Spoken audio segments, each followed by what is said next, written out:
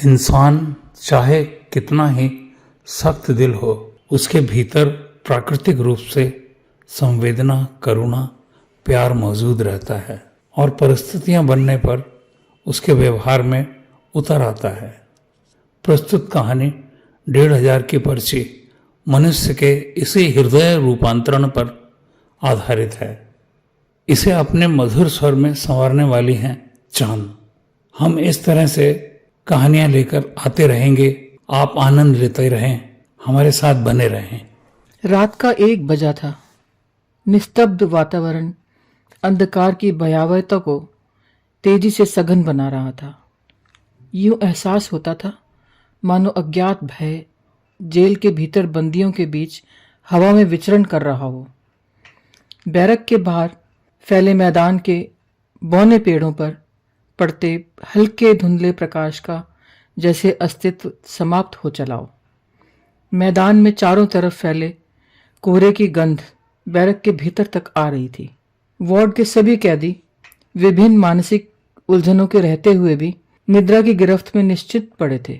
सिर्फ नदीम अनिद्रा से विवश दोनों हथेलियों से सींगचों को पकड़े हुए धुंध में होने वाली छोटी से छोटी हलचल पर नजर रखे हुए था। वह प्रतीक्षा में था कि नाइट ड्यूटी पर तैनात सिपाही कब उसकी बैरक के सामने से गुजरेगा तो कुछ बात हो पाएगी। मोटे शरीर पर लदा भारी ओवरकोट झाड़ता हुआ चोखेलाल वहां से गुजर रहा था। तभी उसे आवाज सुनाई दी, बाबा एक बीड़ी तो पिला दे। दाईं तरफ बैरक के सींगचों की ओर नजर उठाकर चोखेलाल ने देखा कि नदीम कंबल ओढ़े सलाखों से एकदम सट कर उकड़ू बैठा हुआ था। उसे इतनी रात गए ऐसे बैठे देख चोखेलाल ने आश्चर्य से रुककर कहा, नींद नहीं आ रही क्या? हाँ। कोट की जेब से बंडल निकालकर एक बीड़ी उसकी तरफ बढ़ाते हुए चोखेलाल बोला, ये ले और पीकर सो जा, चल। अरे ऐसे नहीं, लगा के दो, नदीम बड़ी ही आत्मीयता से बोला। और जा कहाँ रहे हो? एक जरूरी बात करनी थी तुमसे। चोखेलाल दूर पड़े स्टूल को खींच कर लाया और सलाखों से सट कर बैठते हुए बोला, इतनी रात में क्या बात करनी है तुझे? वो 2 बीड़ियां उंगलियों में फंसाकर जलाने लगा। बाबा मुझे चक्की चाहिए, बैरक में रहा नहीं जाता। फर्श पर मेरी कमर अकड़ जाती है। सच पूछो तो दर्द के मारे रात भर सोया नहीं जाता। माचिस की रोशनी में नदीम चोखेलाल के चेहरे को देखता हुआ बोल रहा था। चोखेलाल ने हाथ से हिलाकर एक बीड़ी सुलगा ली और उसे पकड़ा दी। वैसे मैंने डिप्टी को अर्जी लगाई है, लेकिन उसमें तो टाइम लग जाएगा ना। तब तक तो मेरी कमर ही जवाब दे देगी।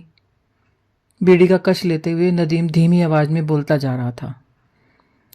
चोखेलाल ने मूंछों पर हाथ फेरकर सुलगी बीड़ी का लंबा सा कश मारा और नदीम के चेहरे पर देखते हुए बोला, तू जानता है ये जेल है और यहां हर काम को अमली जामा देने के लिए। कुछ रुक कर वो बोलने लगा, अरे अर्जी से क्या होता है, यहां अर्जी फर्जी हो जाती है जब तक वजन न रखा जाए।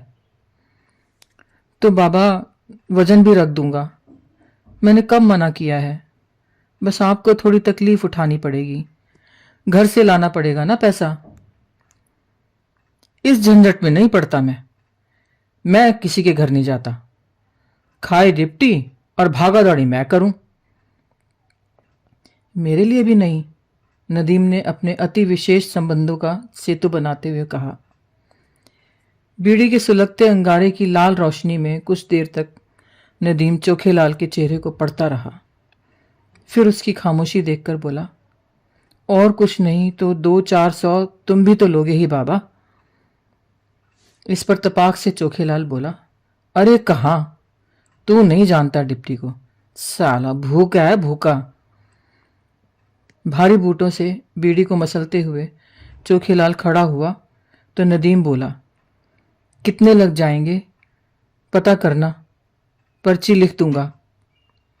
ओवरकोट की जेब में हाथ डालकर बिना उत्तर दिए चोखेलाल वार्ड के मेन गेट की तरफ चल दिया। नदीम जानता था कि किसी भी सिपाही को इस काम के लिए तैयार किया जा सकता है। कौन नहीं चाहता कुछ पैसे बने, लेकिन क्योंकि चोखेलाल से वो खुला हुआ था, इसलिए भी कहने करने में एक सुविधा थी। अगर मुश्किल बात थी तो वे ये कि अम्मी रुपयों का इंतजाम कहाँ से कर पाएगी। वह सलाखों से सिर टिकाकर सोचने लगा। टाइम तो पूरा हो गया है, रिहाना के बच्चा हो गया होगा, लेकिन समझ नहीं आता अम्मी ने नया पता कैसे दिया है। क्या मकान मालिक ने निकाल दिया है? 2 दिन बाद चोखेलाल ने पर्ची ली और पुरानी दिल्ली में पता ढूंढने लगा।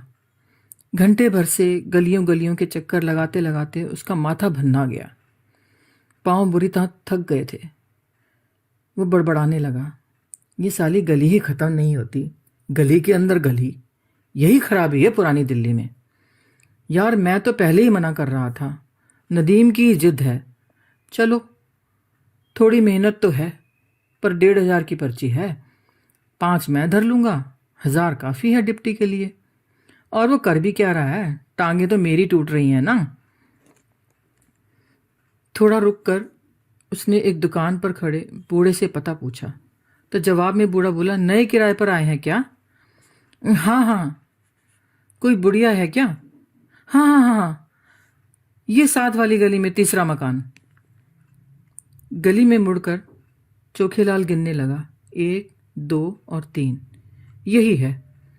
उसने बाहर के दरवाजों से भीतर झांक कर देखा।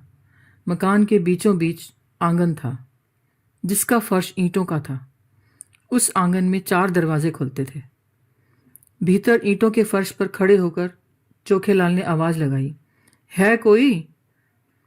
कुछ देर खामोशी छाई रही। फिर दाहिनी ओर का दरवाजा खुला। पुराने तरीके के बने दरवाजे की सांकल बजने लगी। सफेद चिट्टे बालों वाली एक बूढ़ी औरत दरवाजे पर खड़ी चश्मे के भीतर से चोखेलाल को देख रही थी। बुढ़िया की इस दृष्टिगत कमी को भांपते हुए चोखेलाल बोला, नदीम का घर यही है? बुढ़िया सीधी खड़ी हो गई और कांपते स्वर में बोली, कौन है भाई? मैं जेल से आया हूं, नदीम ने एक चिट्ठी दी है। चोखेलाल दरवाजे की ओर घूम गया और बुढ़िया को देखते हुए बोला, तो भीतर आ जाना बेटा। कमरे के भीतर बढ़ती हुई बुढ़िया बोली। अब उसकी आवाज में वैसा कंपन नहीं था। चोखेलाल झुककर भीतर कमरे में आ गया। बहुत छोटा सा कमरा था और दीवारों का बड़ा हिस्सा जमीन से आ रही सीलन से नम पड़ गया था। सफेदी कब की झड़ चुकी थी।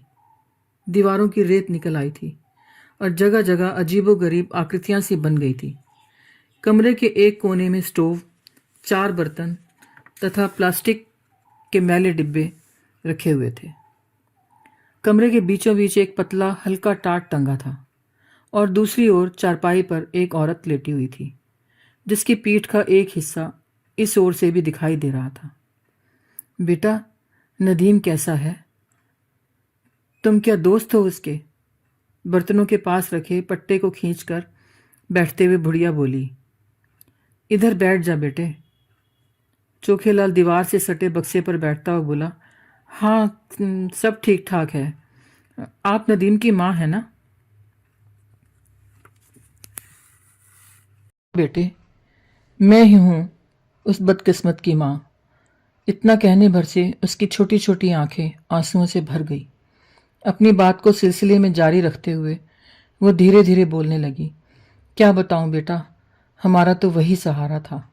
दिन दिन गिन रही हूँ, पूरे 8 महीने हो गए हैं, कैसे कैसे दिन देखने पड़ रहे हैं। वो कहते कहते रुक गई, सिर नीचे कर हथेलियों से आंखें मलने लगी। सिसकियों की ध्वनि उस छोटे से कमरे में गूंजने लगी।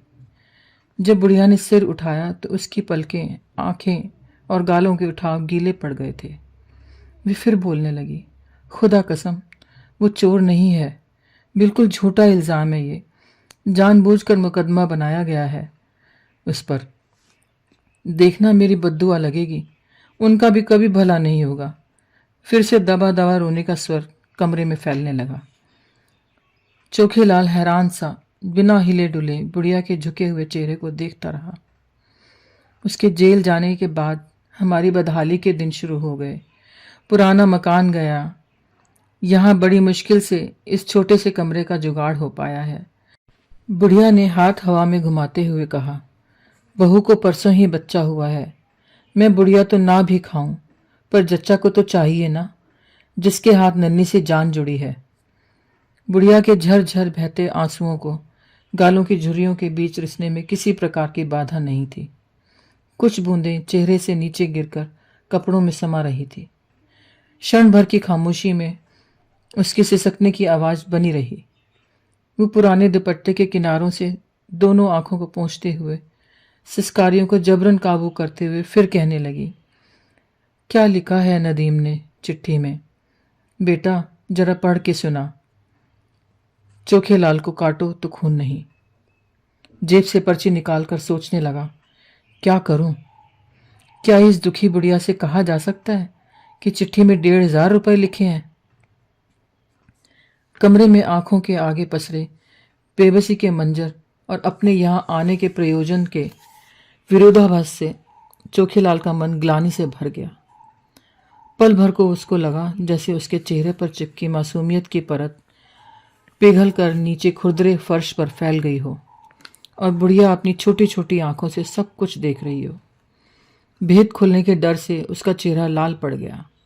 पल पल उसे लगने लगा कि कहीं बुढ़िया उसके मनोभाव को ताड़ ना जाए, जिसका साक्ष्य उसकी हथेलियों में कागज की पर्ची में मौजूद था। निरक्षरता भी कभी कभी सामने वाले को भरपूर मौका देती है कि कागज की निर्मम लिखावट को छिपाकर माहौल मुताबिक नए शब्द गढ़ ले। चोखेलाल ने नजर बचाकर बुढ़िया की ओर देखा और फिर कागज की पर्ची पर सिर झुकाकर पढ़ने लगा। आपको सलाम लिखा है और लिखा है, मैं यहाँ ठीक से हूँ, मेरी चिंता नहीं करना। वकील से बात हो गई है, वो जल्दी ही जमानत करवा देगा। हाँ, अगली मुलाकात पर खुशखबरी लेकर आना। आपका बेटा नदीम। इतना कहकर चोखेलाल खामोश हो गया। उसने धीरे धीरे गर्दन उठाकर बुढ़िया के चेहरे पर नजर डाली तो देखा कि चिट्ठी के जवाब में उसकी आंखों से टप टप आंसू बह रहे थे। बुढ़िया की तरबतर आंखें देखकर चोखेलाल की गहरी काली सख्त आंखों के कोरे भी नम हो उठे। वो खड़ा हो गया और बोला, आप फिक्र ना करें, मैं कह दूंगा जच्चा बच्चा ठीक ठाक है। मैं दोस्त हूं उसका, मेरे लायक कोई भी काम हो तो खबर करना। जेब से 500 रुपये निकालकर बुढ़िया को देते हुए फिर बोला, ये रख लो, नदीम ने कहा था कि आपको दे दें, बहुत खर्च होता है ना ऐसे समय में। बुढ़िया ने खड़े होकर चोखेलाल का माथा चूम लिया और दोनों हाथ उठाकर भर्राए गले से बोली, अल्लाह, बेटा जेल में है और ऐसे मौके पर दोस्त बनकर आया है मददगार। आंखों से आंसुओं का सिलसिला थमने को नहीं आ रहा था। साथ साथ रोने की ध्वनि भी धीरे धीरे रिसने लगी। अम्मी रो नहीं, मैं फिर आऊँगा, अपना ख्याल रखना। ये कहते कहते चोखेलाल तेजी से कमरे से बाहर निकल गया, शायद इसलिए कि उसकी आंखें आंसुओं से भर आई थी।